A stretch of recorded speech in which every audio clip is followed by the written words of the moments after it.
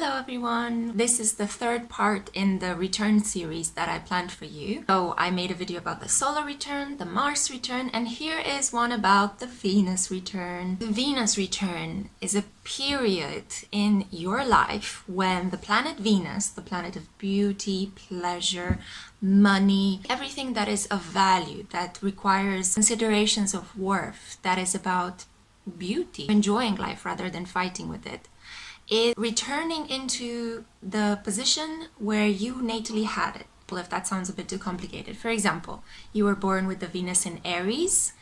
Venus makes its cycle through all of the zodiacal signs and then it returns again into Venus in Aries. Or the same thing if you have a Venus in Taurus, Venus in Gemini, so on and so forth, you catch the drift. So what happens when Venus returns? How is that significant to you? It is a time when you are renewing your capacity to enjoy things in life. When it's almost as if you press a restart button on how do I handle my money? How do I beautify myself? You know, what is my daily beauty regime? You know, whether it is skincare, the way in which you dress, so whether you need to actually get a new wardrobe. Other things might be how do I spend my money, as I said before.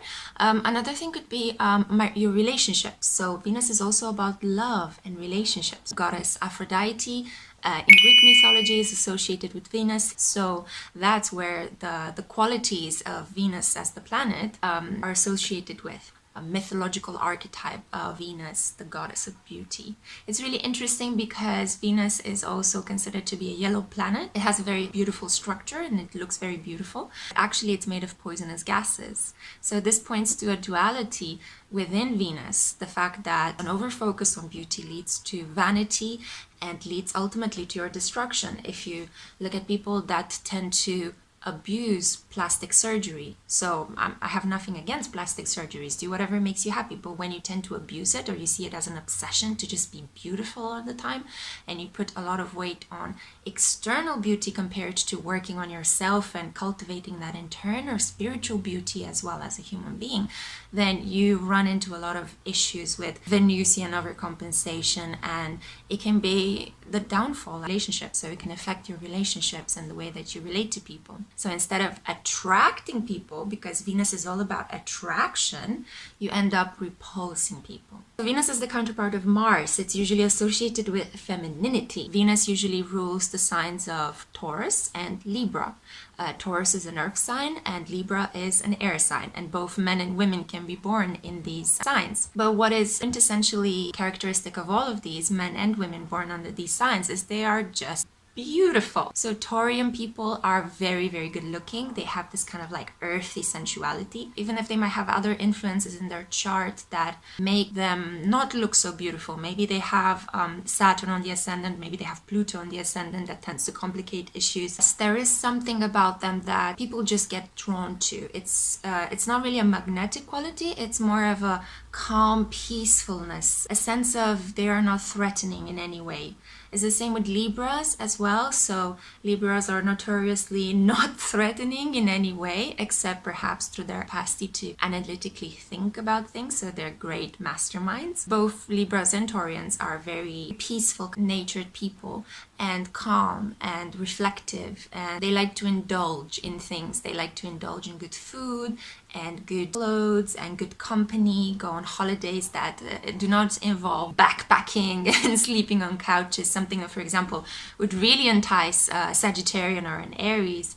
No, they're much more about, no, I want to stay at a cozy hotel, I want my cozy blanket, I want to drink really good champagne, I want to be in the company of people I admire and to exchange really interesting interests and have a nice talk and a pleasant meal and then maybe dancing and romancing, you know, things like that. So that's kind of the energy that plays out. I don't normally tend to separate between Venus and Mars energy that drastically. Maybe you've heard of the book Men Are From Mars and Women Are From Venus. Nowadays Aries, everything is much more fluid in terms of gender representation.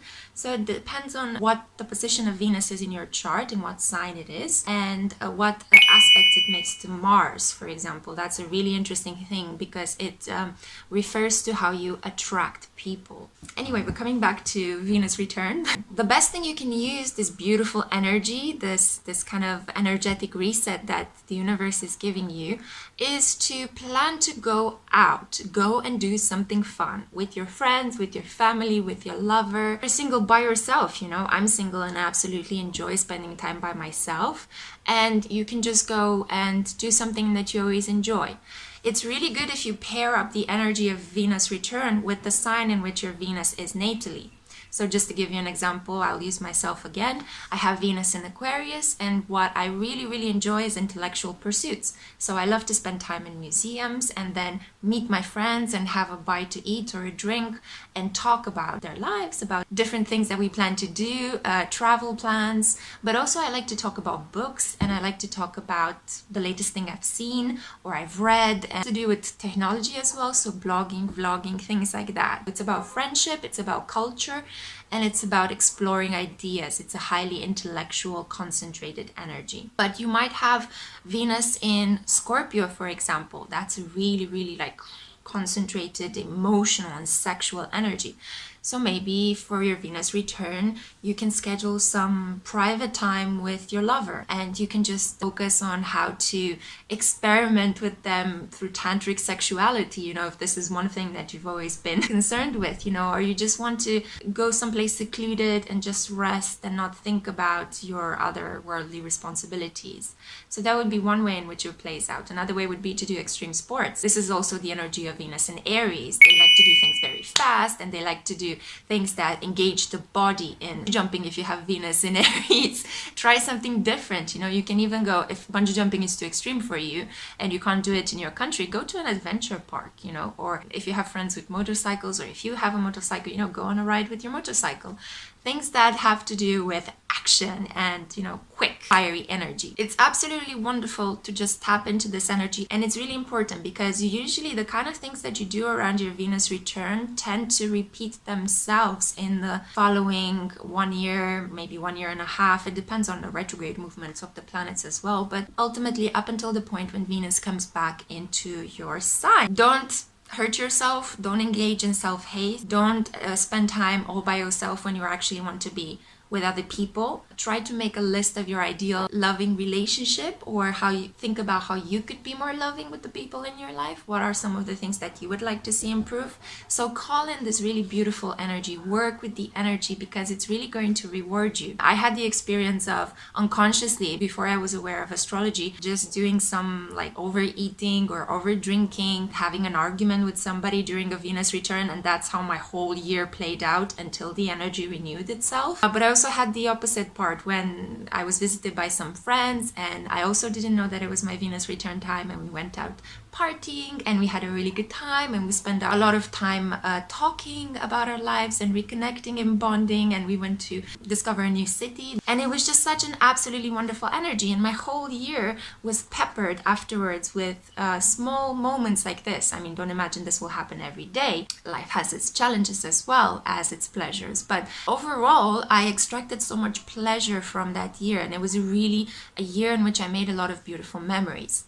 So make sure that you do something fun, plan to do something exciting, be around people that you love, think about your self-worth, how you love yourself as well. I'm actually going to be doing this very soon because my Venus return coincides with my birthday this year, so yay!